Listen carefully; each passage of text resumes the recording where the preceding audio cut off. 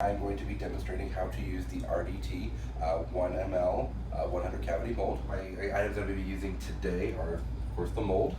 I have a baking sheet to put into the oven. I'm going to be using a convection oven. I have my mixture, my tamper, and my scraper. Currently I need to get it set to 110 Celsius. So I've mixed my mixture in our centrifugal mixing machine. Right now I'm using a quantity of 75.8 grams of powder. To start off with, I put a little bit near the top. Don't pour everything all at the same time.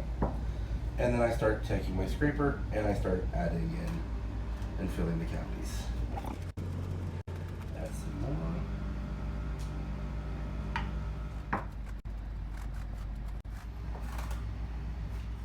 Next, I'm going to use my tapper, which has 3 rows to get a majority of the press in, and then 1 row for the single row here. Put equal pressure.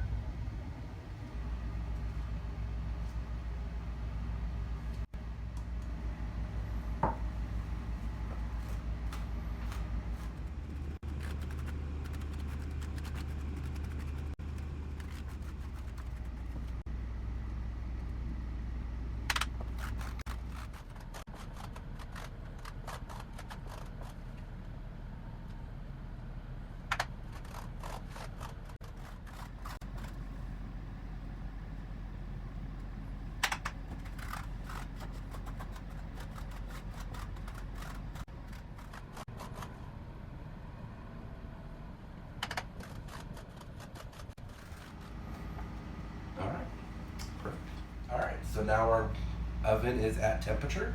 So I'm going to take our mold with our baking sheet, put it on the middle rack,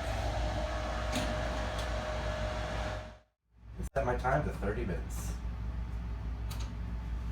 Okay, so the 30 minutes are up. I'm going to now turn off the oven. I've laid down my heat-resistant mat over my counter not to damage anything. Open the oven and remove the mold. I'm now going to let the RDT sit in the mold for 5 minutes before removing to start the cool down process. Okay, so after they've cooled for 5 minutes, I then grab a flat surface of some sort in the pad and I will lay it out on top just so we can help remove the RDTs. So once I have this mat on there, I go in and I'm just going to get my hand under the unit, flip it over, and give a nice light tap. And as you can see, they come out.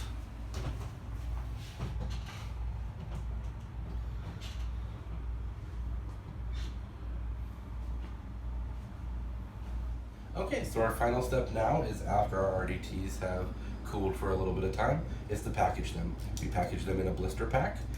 And so then I just carefully grab each individual item and put them in to the blister pack. And thank you so much for watching our video. If you have any further questions, give us a call or visit our website, bilesrx.com.